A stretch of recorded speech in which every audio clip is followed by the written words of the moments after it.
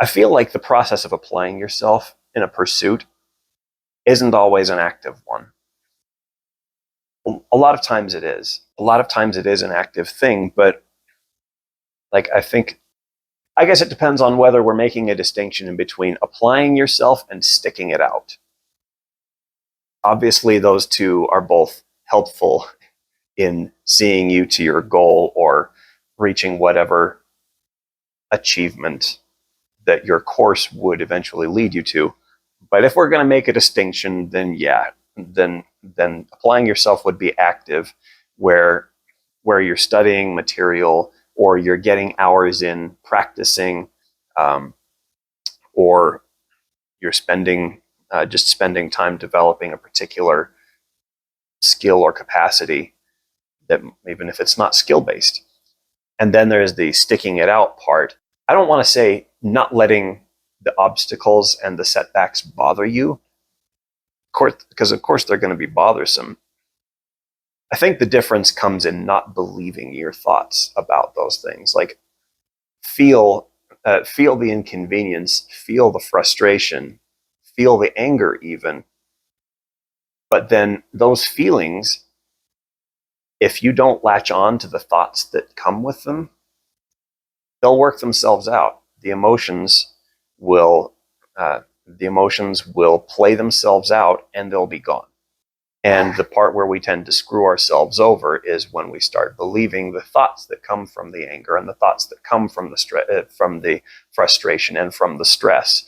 And then we start acting on those thoughts, which is not a good idea. No. If you're going to plan a route forward, if you're going to apply yourself to a goal of achieving mastery or even just self-sufficiency in a particular pursuit,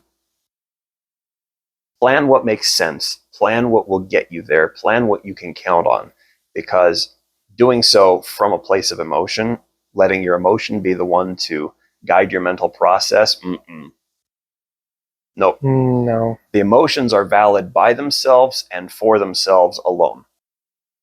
And so stuffing your feelings is only going to hurt you, because their emotions are already there. By the time you decide that you do or do not want to deal with the emotion, poof, it's there. Mm-hmm. And suppressing your emotions is never a good thing. Right. Controlling them is a good thing, but suppressing them is never, ever a good thing.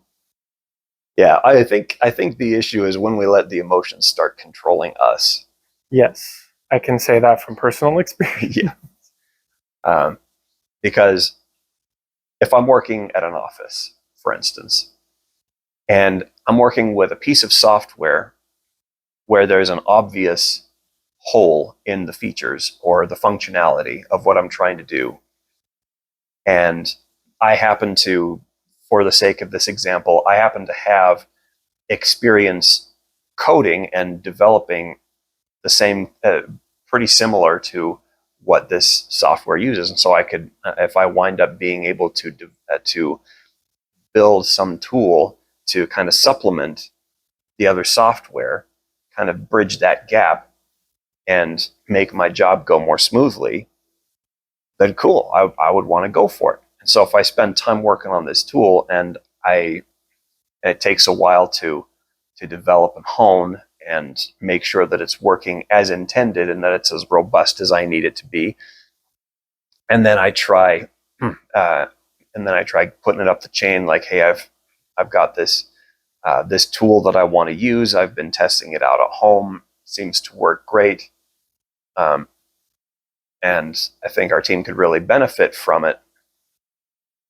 And then management says, nope, just stick with what we're giving you. I would feel frustrated and I would feel upset, especially if they were just dismissive about it. Like, hey, look, this is an actual legitimate issue with our software, and I've created a legitimate solution to help deal with it. Doesn't require getting rid of what we've got, what we've been using on the team or whatever. I just need approval in order to make this work, and I can get around stuff that's costing me precious hours in order to get our projects done. yeah, that's going to frustrate me if I get told no, if I just casually get smacked down. And then at that point, the emotions are there. Do I want to deal with them? Does not matter. They are there. And they show up, and they are not going to leave until they play themselves out. Stuffing them just means I'm saving them for later. Yes. But also, the controlling the emotions versus being controlled basically just comes down to when I'm upset, I have thoughts that sound really good to me of writing a scathing email about this stupid punk that they put in charge of our department, and he doesn't appreciate the ingenuity of the people who work with him, and this, that, and the other. And so I could choose to act on that and probably cause some tension, if not disciplinary action on the team. Or I could choose not to believe the thought and just let the emotion be the emotion. Because pretty much the whole thought that comes with it is basically a way of trying to keep the emotion alive. It's a way of keeping the emotion from playing itself out, more or less. So if I'm going to, again, hypothetical scenario, if I'm going to be told no by my manager or by my manager's manager, and there's this big problem that I'm not allowed to use a good solution for, then yeah, I can be upset about it, and I can let the emotion be the emotion until it has played itself out and evaporated. Or I can act on the thoughts that come along with it as a way of sustaining the emotion and keeping it alive. And that is when the emotion controls me, because I'm letting the emotion do the planning. I'm letting the emotion choose the steps that I take. And that's just not good for anybody, really. No.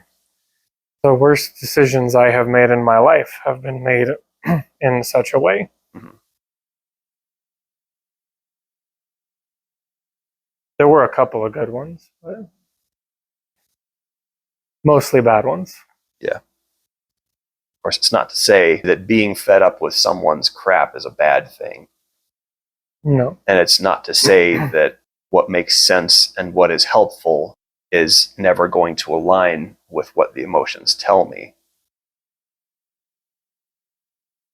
Because emotions can drive me to do some pretty amazing things that I wouldn't do if it were just left up to, writing down a list of pros and cons and being like, well, clearly this is the better side, or the more important one.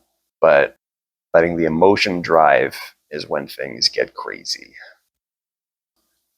That is what I mean when I talk about sticking it out, is letting the emotions of the hardships and the setbacks and the stress, let the emotions come up if they're going to, let them be there, let them wear themselves out, and then just get on with things. Because when the emotions have expired, I'm still there.